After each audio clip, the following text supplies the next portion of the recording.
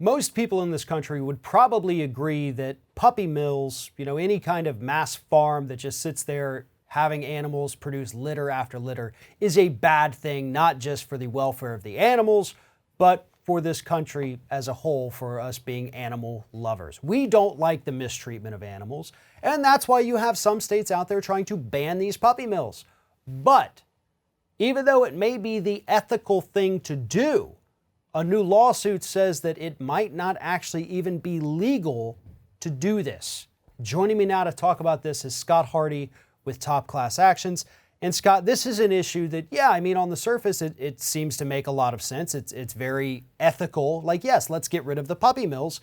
But then you have the pet stores, and not just the big chain ones that are really the big culprits here, but local pet stores in certain areas, specifically Maryland, who have now joined together suing the state because of the puppy mill ban that's about to go into effect. What's their argument here? Well, it's a couple of points, and they actually, as you said, it's interesting from the common perception of, hey, you should adopt, don't shop, adopt, find a rescue, get the dog that you want.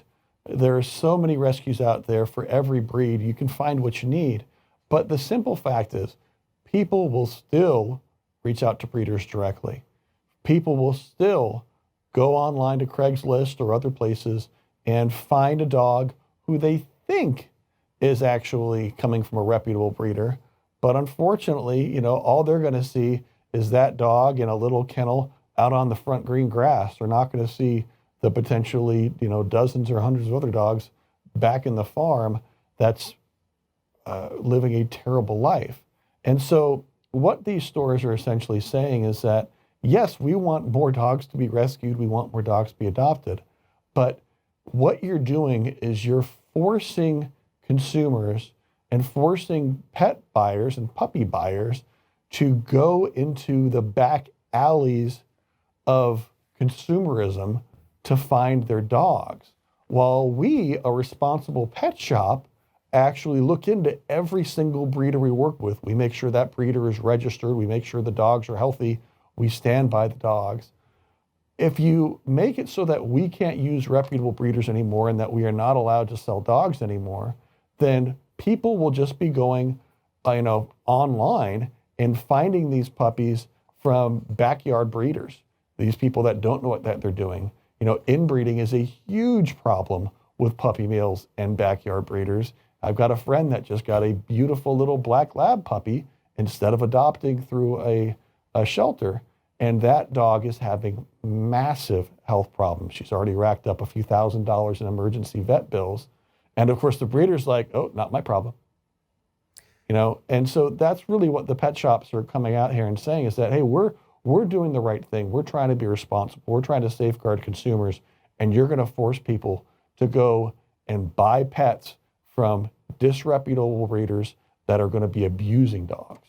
And the pet stores in this Maryland class here, they're saying, listen, we use USDA government-approved breeders.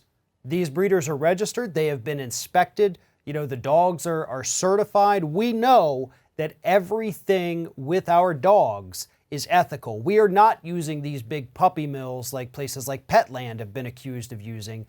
We're using people that we know of that have been inspected. They are ethical. They're doing the right thing. But this piece of legislation was written with such broad language that it would essentially ban that because it's not going to allow these pet stores to sell cats and dogs. So they have a very real case here. This absolutely would destroy their businesses. I know pet stores sell other kinds of animals, but let's be honest. You go to a pet store to buy a puppy, it's no longer, $50, $100. You're spending thousands of dollars for these dog breeds. Whether it's a golden retriever, an English bulldog, $3,000 to $5,000, at least down here in my area. And we live in an area where that's a heck of a lot of money. So I can't even imagine how much they are at other places. So yes, this is going to hurt them. You're not going to make enough money selling lizards and birds to stay afloat if this thing goes into action. But again, you run into that ethical conundrum. Is it ethical to shut down puppy mills? Yes. Is it legal? That's the question that still has to be answered. Right. I mean, it looks like, these pet shops are saying, hey, the onus should be on the government here. We, as you said, we're following the USDA guidelines. We're doing everything we can. If the government is not identifying these breeders as actual puppy mills and shutting them down, that's not our fault. We're doing our job here. The government needs to do their job and regulate effectively. And unfortunately, even though we continue to push the adopt mantra, some people won't. And frankly, adopting is quite expensive as well. We got our dog Barkley from a local rescue. Barkley was $400. I said to the rescue, I said, what the heck? I thought I'm adopting. I'm actually, doing something good. And she said, well, you are. I got to charge you $400 for this puppy because the other dogs here that I'm literally giving away will be here for a long time. I said, oh, okay, that makes sense. But you have these, these puppy mills out there and these shops that are just saying, listen, we're trying to do everything legal. And by forcing us, mandating that we can only sell or we can only use rescue dogs, we're not going to be able to, like you said, might not be able to keep our doors open, but it's not going to stop puppy mills. It's not going to stop illegal breeders. It just makes people who want to use those breeders go into the back alley of the internet and find them, instead of hopefully having a way to get a healthy animal that is exactly what they want through a reputable store. And I don't know if people realize this, but you can actually get online, excuse me, and you can find websites that will find you the exact dog you want. And that dog may be 2,000 miles away. So they charge you, a lot of instances, sometimes they do come from puppy mills. So they just charge you the shipping of the dog, where they put the dog in a crate, they stick it on an airplane, you just go pick it up at the airport whenever you reach this agreed upon time. So people are going to find a way to buy these animals from the puppy mills. And that's not only is that still perpetuating the problem,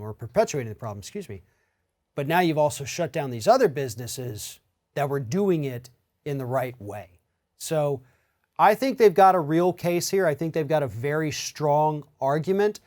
But again, it's still awful that we can't shut these puppy mills down while at the same time protecting these people who are doing everything ethically and correctly, and they still somehow get vilified for doing that because people automatically assume you're a pet shop, you're taking the puppy mill puppies, and that certainly is not the case with every pet store in this country, is it? Exactly. A lot of these pet stores are really focused on taking care of their customers, making sure that all of the pets that they are selling are ethically sourced, so to speak, that they're following all the right guidelines, and they're just trying to be good entrepreneurs and support of the local community. So by mandating that pet shops cannot sell puppies from reputable breeders, that really does hurt businesses. And while you would think by mandating puppy shops or pet stores can only sell or connect rescues or the Humane Society, that just pushes everybody else who is still, no matter what, gonna buy that purebred puppy out into the dark and hurts these stores who are trying to do the right thing. For more information about this issue, please follow the link in the description of this video. Head on over to Top Class Actions, and while you're there, make sure you subscribe to their weekly newsletter. Scott Hardy with Top Class Actions, thank you very much for talking with me. You're welcome. Thanks for your time, Farron.